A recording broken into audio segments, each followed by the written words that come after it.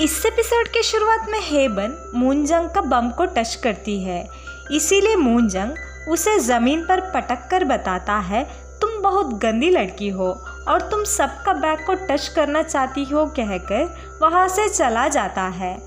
उनके जाने के बाद हेबन अपने आप से बताती है इसका मतलब मैं सिर्फ पेट्स का नहीं इंसानों को भी मेमोरीज को देख सकती हूँ।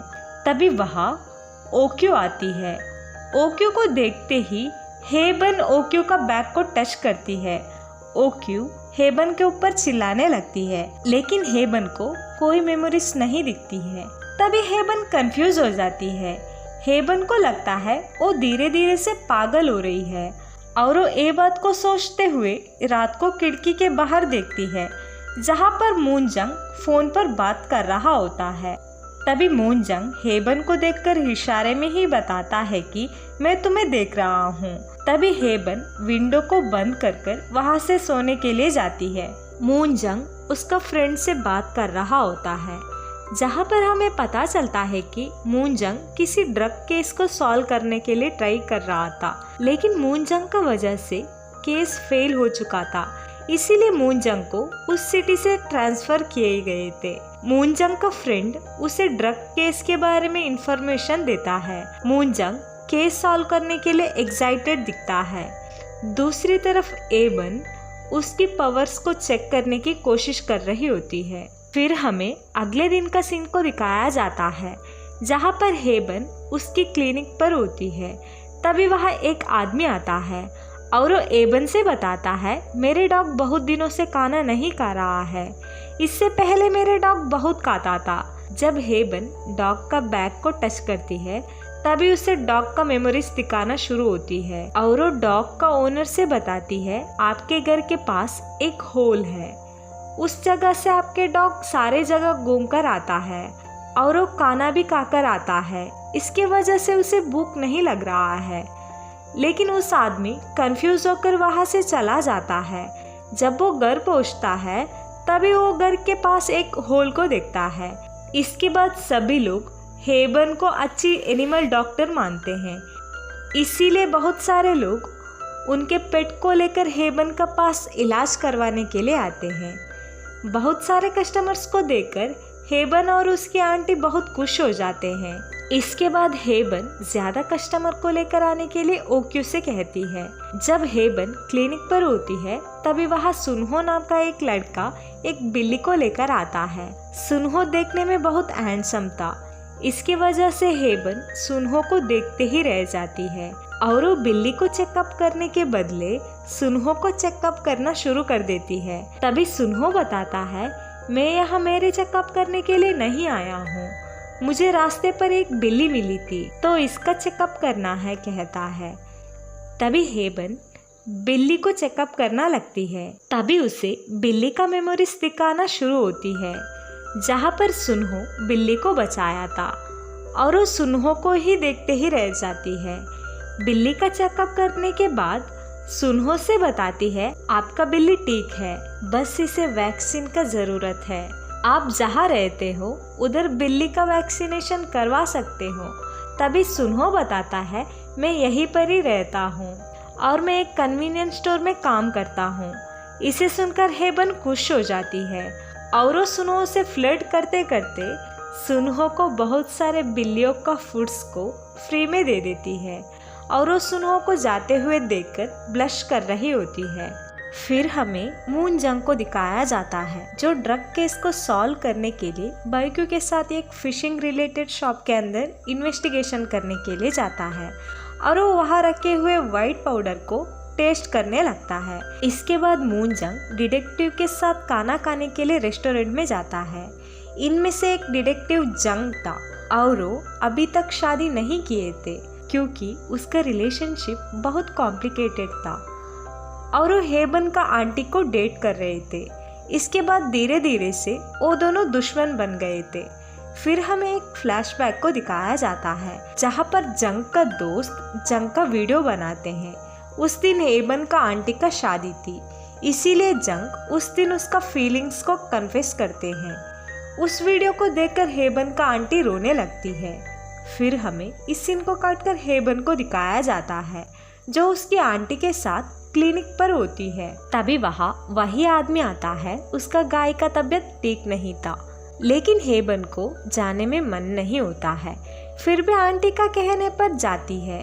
जाते वक्त रास्ते पर श्यामन मिलता है और वो हेबन से बताता है, मैं मेरी फैमिली से मिलने के लिए ऑस्ट्रेलिया जा रहा हूँ। इसके बाद हेबन गाय को चेकअप करने के लिए जाती है।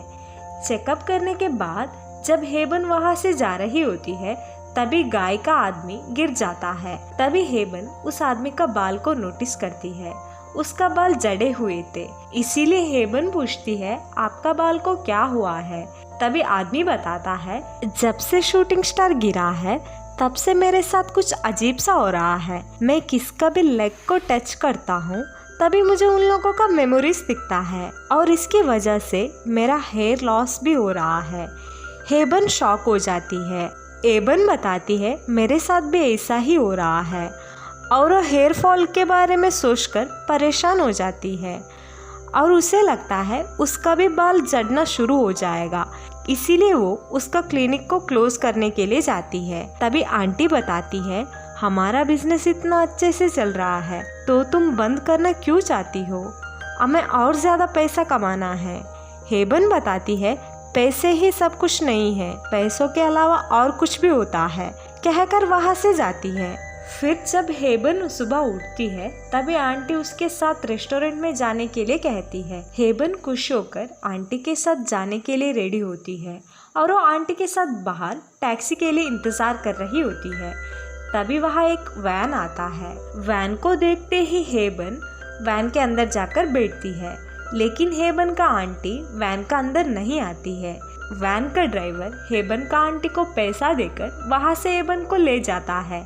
हेबन चिल्ला रही होती है और वो उसे एक जगह लेकर जाता है और वो आदमी बताता है, आपके लिए खाना तैयार है। हेबन वहाँ से खाना खाने के लिए जाती है, जहाँ पर बहुत सारा खाना होता है। हेबन खुशी से खाने लगती है। तभी वहाँ कुछ लोग अंदर आते हैं। उनमें से एक लड़का हेबन का क्लासमेट है और वो उसे पहचान लेती है और वो उसका हाल चाल पूछने लगती है। हेबन पूछती है, लेकिन यहाँ लोग इतना उदासी से खाना क्यों खा रहे हैं? उस लड़का कुछ बताने ही वाला होता है। तभी वहाँ एक आदमी आकर उन लोगों को एक जगह ले जाता है और वो आदमी उन लोगों को फ्लैट फिश का वैक्सीन करवाने के काम देकर वहाँ से चला जाता है। हेबन सुबह से शाम तक फ्लैट फिश को देखकर थक जाती है। जब रात को खाने के वक्त भी खाने में फ्लैट फिश होता है, उसे देखकर हेबन उदास हो जाती है। फिर हमें इस सीन को काट कर मूनजंग को दिखाया जाता है, जो बाइक्यू से ड्रग डीलर के बारे में बात कर रहा होता है। तभी उसका सामने से फ्लैट फिश का वैन पास होता है। उसे देखकर मूनजंग फ्लैट फिश का कंपनी के एड्रेस पूछता है और वो बाइक्यू से पूछता है, ये वैन कहाँ से आ रही है? तभी बाइक्यू बताता है, यहाँ पर एक इनलैंड है और वहाँ पर फ्लैट फिश का फार्म हाउस है और उस फार्म हाउस से पूरी कंट्री को फ्लैट फिश डिस्ट्रीब्यूट होता है। इसके बाद मूनजंग बाइक्यू को भी फ्लैट फिश के फार्म हाउस में ले जाता है और वो फ्लैट फिश फार्मिंग का एक्टिविटीज को चेक करने लगता है। वहाँ पर दो लोग व्हाइट पाउडर को खरीद रहे होते हैं। दूसरी तरफ एबन उसकी आंटी को कॉल लगाकर बता रही होती है कि मैं यहाँ और ज़्यादा दिन नहीं रह पाऊंगी, तो मुझे आप यहाँ से ले जाओ। उसकी आंटी हेबन का बात को नहीं सुनती है। इसके बाद हेबन वहाँ से एस्केप होने की प्लान करती है, लेकिन वो वहाँ से जा नहीं पाती है। फिर अगले दिन मूनजंग उसका पूरी डिटेक्टिव टीम को लेकर फ्लैट फिश फार्म में जाता है, क्योंकि उसे लगता है वहाँ पर कुछ ड्रग डील हो रहा है और वो वहाँ से सारे एम्प्लॉयज को अरेस्ट कर ले जाता है। तभी मूनजंग हेबन को भी देख लेता है। उसे देखकर मूनजंग हेबन को जमीन पर पटक देता है। फिर हमें पुलिस स्टेशन का सीन को दिखाया जाता है, जहाँ पर सभी लोगों को पूछताछ करने के लिए लेकर आ चुके होते हैं, लेकिन हेबन बैठकर खा रही होती है। उसे देखकर मूनजंग बताता है, तुम यहाँ पिकनिक मनाने के लिए नहीं आई हो। तभी इसमें से एक आदमी बताता है, हम में से कोई भी ड्रग डील नहीं करते हैं। आपने जो देखा वो व्हाइट फूड था, जो फिश के लिए है। अगर आपको विश्वास नहीं है तो आप खुद टेस्ट कर देख सकते हो। तभी मूनजंग चेक करने लगता है, लेकिन फिर भी मूनजंग बताता है जब तक इन्वेस्टिगेशन कंप्लीट नहीं होता है तब तक यहाँ से कोई भी बाहर नहीं जा सकते हैं। इसके बाद मूनजंग डिटेक्टिव से सबके बाल को टेस्टिंग करवाने के लिए कलेक्ट करने के लिए कहता है, लेकिन हेबन बाल देने से मना करती है। फिर भी डिटेक्टिव्स जबरदस्ती में बाल ले जाते हैं। दूसरी तरफ ओक्यू हेबन का आंटी से बताती है हेबन फिर से जेल में है। तभी आंटी तैयार होकर एबन से मिलने के लिए जाती है। फिर हमें एबन और हेबन का बचपन का क्लासमेट को दिखाया जाता है। क्लासमेट कहता है मुझे नींद आ रहा है, मैं सो जाऊंगा। तभी हेबन उसे ब्लैंकेट को देती है। ब्लैंकेट को देते वक्त हेबन का हाथ गलती से क्लासमेट का बम को टच करता है। इसके वजह से हेबन को क्लासमेट का मेमोरीज दिखाना शुरू होता है। मेमोरी पर वो एक लड़की को देखती है जिसे क्लासमेट ने बांध कर रखा था और वो उस लड़की को टॉर्चर कर रहा होता है। उसे देखकर हेबन घबरा जाती है। एबन फिर से टच करने की कोशिश कर रही होती है। इतने में मूनजंग उसे देख लेता है। जब मूनजंग आता है तभी हेबन मूनजंग का बम को देख रही होती है। मूनजंग उसे देखकर इशारे में ही बताता है मैं तुम्हें जान से मार दूंगा।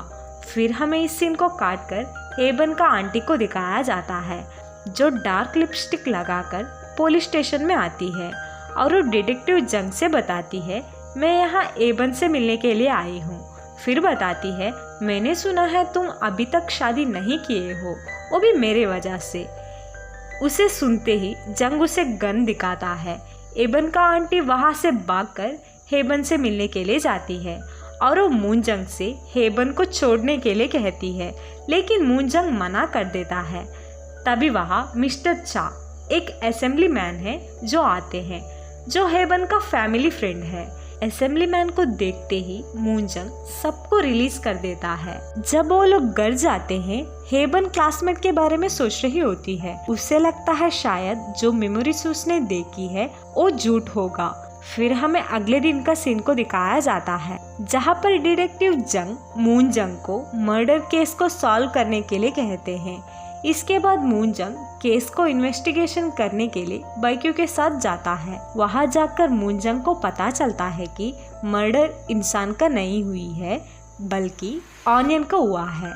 वहां का आदमी बताता है मेरे खेतों का ऑनियन को किसी ने पॉइजन डालकर मारा है और मुझे बाजू वाले फार्मर के ऊपर शक है कहता है, क्योंकि वो दोनों हमेशा लड़ते थे। इसके वजह से मूनजंग बाजू वाले फार्मर को पुलिस स्टेशन ले जाकर पूछताछ करने लगता है। फार्मर बताता है मैंने कोई पॉइजन नहीं लगाया है, अगर आपको डाउट है तो आप मेरे घर चेक कर सकते हो। इसके बाद मूनजंग वहां से चेक करने के लिए जाता है, लेकिन उसे कोई पॉइजन नहीं मिलता है। फिर हमें अगले दिन का सीन को दिखाया जाता है, जहाँ पर हेबन सुनहो को ढूंढकर उसका स्टोर में जाती है और वो सुनहो से बात करने के लिए प्रैक्टिस कर रही होती है। उसे सुनहो सीसीटीवी में देख लेता है और वो मुस्कुराने लगता है। जब वो सुनहो के पास जाती है तभी वो सुनहो से बिल्ली के बारे में पूछने लगती है। सुनहो बताता है मैं आपसे मिलने के लिए आने ही वाला था, क्योंकि मुझे एक और बिल्ली मिल गई है और वो एक जगह पर छुपी हुई है, बाहर नहीं आ रही है और आप मेरे साथ आ जाओगे ना कहता है। हेबन मुस्कुराते हुए मान जाती है। उन दोनों को जाते वक्त मूनजंग रास्ते पर देख लेता है। मूनजंग को देखते ही हेबन चेहरा छुपाती है, फिर भी मूनजंग हेबन से बात करने लगता है। हेबन मूनजंग को वहां से जाने के लिए कहती है। मूनजंग वहां से जाते वक्त सुनहो से उसका बम का ख्याल रखने के लिए कहता है, लेकिन सुनहो को कुछ समझ में नहीं आता है। इसके बाद दोनों बिल्ली को बचाने के लिए जाते हैं और वो दोनों बिल्ली को निकालते हैं। जब हेबन बिल्ली का बैग को टच करती है तभी उसे बिल्ली का मेमोरीज दिखना शुरू होती है, जहाँ पर वो एक आदमी को देखती है जो मिट्टी में कुछ बॉटल्स को छुपा रहा होता है। फिर रात को हेबन उस जगह पर चेक करने के लिए जाती है। तभी वही रास्ते पर मूनजंग केस सॉल्व करने के लिए जा रहा होता है और वो हेबन को देखकर भूत समझकर वहां से चिल्लाते हुए जाता है। हेबन भी मूनजंग को भूत समझकर भागने लगती है। फिर वो दोनों एक दूसरे को पहचान लेते हैं। मूनजंग पूछता है इतनी रात को तुम कुत्तों के जैसे मिट्टी में क्यों खेल रही थी? हेबन बताती है मैं कोई मिट्टी में खेल नहीं रही थी कहकर उसे बॉटल्स को दिखाती है। उसे देखकर मूंजंग पूछता है लेकिन तुम्हें कैसे पता चला बॉटल्स यहीं पर ही है। हेबन बताती है अगर मैं तुम्हें बताऊंगी तो तुम मुझे मानोगे नहीं। मूंजंग बताने के लिए कहता है। हेबन बताती है मैं किसी का भी बम को टच करती हूँ तभी मुझे उनका मेमोरीज दिखती है। मूंजंग को गुस्सा आता है। उसे लगता है हेबन झूठ बोल रही है, इसीलिए मूंजंग उसे वहाँ से भगा लेता है। फिर अगले सीन में हेबन ओक्यू के साथ होती है और वो उसका बट पैडिंग को देखती है और उसे रियलाइज होता है कि इसके वजह से ओक्यू का मेमोरीज नहीं दिख रही थी और वो फिर से ओक्यू का बम को टच करती है। तभी उससे ओक्यू का मेमोरीज दिखने लगती है जहाँ पर ओक्यू एक लड़के को किस कर रही होती है और एबन ओक्यू से पूछती है। उसे सुनते ही ओक्यू सरप्राइज होकर पूछती है लेकिन ये सब तुम्हें कैसे पता चला। इसके बाद हेबन उसकी क्लासमेट के बारे में सोचने लगती है। उसका मेमोरीज में एक लड़की थी जिसे क्लासमेट टॉर्चर कर रहा था। इसे सोचकर हेबन परेशान हो जाती है। यहीं पर बिहाइंड योर टच का एपिसोड 2 खत्म होता है।